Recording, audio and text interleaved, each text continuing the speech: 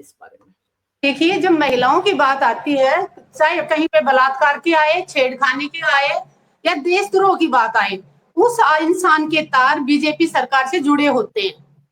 अब कुछ दिन पहले की बात देख लीजिए, कल सोफिया के लिए बीजेपी के नेता ने तो कहा था कि हमने उनकी बहन को भेजा। मतलब कितनी शर्मनाक बात है कि भारतीय सेना की एक अधिकारी को वो आतंकवादियों की बहन बता रहे हैं। तो क्या उस टाइम महिला का अपमान नहीं था? क्या उस टाइम देश के एक अधिकारी का अपमान नहीं था? उसको ऊपर तो सारे देश ने आवाज उठाई, कोर्ट ने भी ऑर्डर दिया, उसके बाद भी उसको गिरफ्तार भी नहीं किया गया और उस मंत्री को अपने पद से इस्तीफा भी नहीं लिया गया उसका अभी तक। तो ये जो बीजेपी सरकार में बैठे लोग हैं, इनकी एक घटिया सोच है कि अगर कोई भी महिला खुल के सच्चाई बोले तो उसको दबाने की कोशिश करते हैं ये लोग। एक आप 2 लाइन का वीडियो अगर आप सच्चाई बोल के ट्विटर पे डालते हो, एक्स पे डालते हो, तो आपको सारा दिन ट्रोल करने के लिए आईटी सेल आपके पीछे पड़ जाता है। तभी तो महिलाओं का सम्मान नहीं दिखता, गंदी गंदी गालियां लिखते हैं महिलाओं को। नेहा सिंह राठौर वो अगर प्रधानमंत्री जी से सवाल पूछ रही है तो उसके ऊपर आरोप लगा रहे, उसके ऊपर एफआईआर दर्ज करने के लिए तैयार हो गए ये लोग कि ये देशद्रोही है। तो आप उस भाजपा के नेता को क्या कहेंगे जिसने एक भारतीय अधिकारी को ये कह दिया कि हमने उनकी बहन को भेजा? कल सोफिया उनकी बहन नहीं है, कल सोफिया भारतीय सेना की एक बहादुर और निडर अधिकारी है। इतनी शर्म आनी चाहिए। और मैं ये कहती हूँ कि बीजेपी के अंदर जो महिलाएं बैठी हैं वो कैसे कैसे इन लोगों को झेल रही हैं? क्या उनका आत्मसम्मान मर चुका है? कोई एक भी महिला बीजेपी में ऐसी नहीं है जो अपने आत्मसम्मान से, जो पार्टी से ऊंचा उठ के अपने आत्मसम्मान के लिए, महिलाओं के सम्मान के लिए आवाज उठाए। चाहे मणिपुर में महिलाओं को नंगा घुमाया गया था, तब भी किसी महिला ने, बीजेपी के ने एक शब्द नहीं बोला था। तो ये लोग महिलाओं से डरते हैं, खासकर सच बोलने वाली महिलाओं से ये बहुत डरते हैं। सत्ता में बैठे लोग जो अंधभगत कह रहे थे ना कि देश का अपना विश्व गुरु बन गया हमारा देश, और देशों में विदेशों में डंका बज रहा है। देख लिया अभी वो डंका। प्रधानमंत्री जी 72 देशों में जाके यात्रा करके आ चुके, 88 देशों में, 72 देशों में जाके यात्रा, 88 के करीब 90 के करीब यात्रा की। आज जब हमें जरूरत थी, आतंकवाद के खिलाफ हम लड़ रहे थे, तब कोई भी देश हमारे साथ क्यों नहीं खड़ा था? पूछना चाह रही हूँ प्रधानमंत्री जी से, आप हर रोज देश का पैसा बर्बाद कर करके हर रोज यात्राएं कर रहे थे, आज उस देश में जा रहे हैं, आज उस देश में जा रहे हैं। देश में नहीं टिकते थे प्रधानमंत्री जी, उसके बाद भी हमारे साथ देश, कोई एक देश खड़ा नहीं है। कितनी शर्म की बात है ये। हमारा देश इतना मजबूत है और एक पाकिस्तान छोटा सा जो आतंकवादियों को पनाह देता है, आतंकवाद को बढ़ावा देता है, उसके साथ तो कम से कम 2-3 देश आके उसके साथ तो समर्थन देने के लिए बोल तो रहे हैं। हमारे देश की तो छवि इतनी खराब कर दी ना सरकारों ने। मैं पूछना चाहती हूँ, विदेश मंत्री क्या कर रहे थे जब ये पुलवामा अटैक हुआ, अपना ये पहलगाम अटैक हुआ? प्रधानमंत्री जी विदेश दौरा छोड़ के वापिस आए। हमें लगा कि प्रधानमंत्री जी सभी पार्टियों के नेताओं को बुलाएंगे और एक कोई बड़ा फैसला लेंगे। तब विदेश मंत्री को क्यों नहीं भेजा दूसरे देशों का समर्थन लेने के लिए? आज जो ये सारी पार्टियों के लोगों को दूसरे देशों में भेज रहे हैं अपने देश के समर्थन मांगने के लिए। जिस टाइम हम युद्ध की तैयारी कर रहा था हमारा देश, हमारी सेनाएं तैयारी कर रही थी, तब विदेश मंत्री ने ये काम करना चाहिए था। तब विदेश मंत्री ने अपने अच्छे लोगों को दूसरे देशों में जा जाके समर्थन की अपील करनी चाहिए थी। तब तो ये सोए रहे, तब तो ये किसी से बात नहीं कर रहे थे। सर्वदलीय बैठक रखी गई, 2 बार रखी गई, प्रधानमंत्री जी उससे गायब क्यों रहे? क्यों नहीं प्रधानमंत्री जी ने आके उसकी अध्यक्षता की? प्रधानमंत्री जी 56 इंच सीना कहने से देश नहीं चलेगा। देश के लोगों से आपने अपने मन की बात का तो आपने 100 एपिसोड कर लिए। देश क्या चाहता है, देश के युवा क्या चाहते हैं, देश की महिलाएं क्या चाहती हैं, यहाँ तक कि देश के सैनिक क्या चाहते हैं, देश की सेनाएं क्या चाहती हैं, उनको सुनने की जरूरत है प्रधानमंत्री जी को। पत्रकारों के सवालों से भागने की जरूरत नहीं, पत्रकारों के सवालों का जवाब देने की जरूरत है। ये कह देना कि हमारा डंका बज रहा है, उससे देश नहीं चलता। दूसरा, हमारी सेनाओं को 4 साल के लिए अग्निवीर बना के बिठा दिया। जो भाई हमारे शहीद हो रहे हैं उनको ये ना तो सैनिक का दर्जा दिया इन्होंने, न शहीद का दर्जा दे रहे हैं।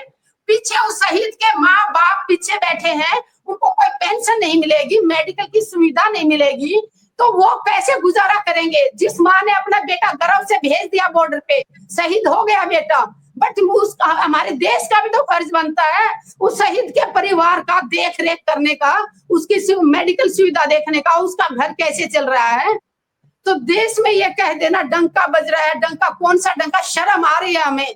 हमारी भारतीय सेनाएं नंबर 1 पे हैं, लेकिन कहीं ना कहीं हमारा जो कुर्सी दिल्ली में बैठे लोग कमजोर होने के नाते सेनाओं को भी शर्म आ रही होगी, सेनाओं को भी शर्म आ रही होगी कि कोई तीसरा देश आके सीज फायर करवा रहा है।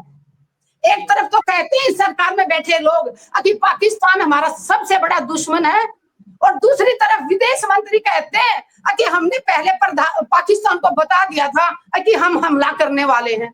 अरे तुम कह रहे हो कि पाकिस्तान आतंकवादियों को समर्थन दे रहा है, आतंकवादियों को पाल रहा है, तो तुम उन्हीं को बता रहे हो कि हम तुम्हारे आतंकवादियों को खत्म करने आ रहे हैं। तो क्या हम मान लें कि पाकिस्तान उन आतंकवादियों को वहां से खाली नहीं कराएगा, जगह से नहीं हटा देगा? क्या कहना चाह रहे हो? देश को गुमराह कर रहे हो। ठीक है, तुमने नेशनल चैनल सारे खरीद लिए, नेशनल चैनल वही दिखाते जो तुम देखना चाहते हो, लेकिन सोशल मीडिया तो है, सच्चाई अब लोगों तक पहुंचने लगी है, अंधभक्तों के भी आंखों से अभी चश्मा उतरने लगा है कि भाई जो टीवी पे सारा दिन बक बक करते हैं ना, वो सच्चाई नहीं है, 1% भी सच्चाई नहीं है। हिंदू मुस्लिम, कल सोफिया को इसलिए टारगेट किया गया क्योंकि वो एक मुस्लिम धर्म से आती है। सेनाओं में तो कम से कम धर्म ना घुसाइए आप। सेना सिर्फ और सिर्फ अपने देश के लिए लड़ती है। वहां पे हमने 25 साल बिताए हैं सेनाओं के अंदर, हमने कभी सोचा नहीं कि हमारे पड़ोस में कोई मुस्लिम है, हिंदू है। हम सिर्फ उनको भारतीय सेना को एक सैनिक या एक अधिकारी के रूप में देखते हैं, और इन लोगों ने सेनाओं के अंदर भी धर्म घुसा दिया। ये सही नहीं है, देश हित के लिए सही नहीं है। देश की सेनाओं को ये जाती है, अगर धर्म सेनाओं में घुसेगा तो उससे हमारी सेनाओं को कमजोर करेगा ये।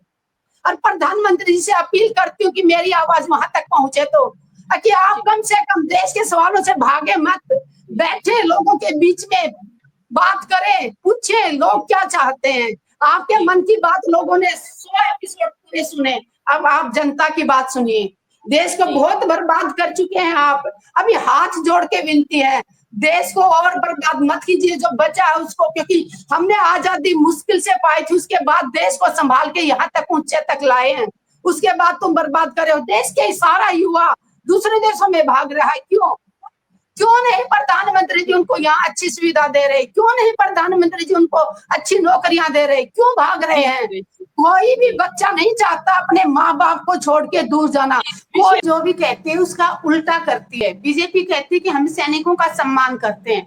मैं आपको बताना चाहूंगी 2015 से लेके अब तक जंतर मंतर पे 3 बार सैनिकों के ऊपर लाठीचार्ज किया बीजेपी सरकार ने, यहाँ तक कि उसमें वीर नारियों को भी घसीटा गया, जनरल की पगड़ी को भी हाथ लगाया पुलिस ने, और कर्नल डबल वीर चक्र मिला हुआ था विंग कमांडर नेब को 1965 में और 1971 में 2 बार पाकिस्तान का जहाज गिराने वाले डबल वीर चक्र मिला हुआ विंग कमांडर नेब, उनको भी पुलिस ने धक्के मारे जंतर मंतर पे। आज वो इस दुनिया में नहीं है, भगवान की आत्मा को शांति दे, लेकिन वो पहले दिन से जंतर मंतर पे वो आरोपी के आंदोलन में जुड़े हुए थे।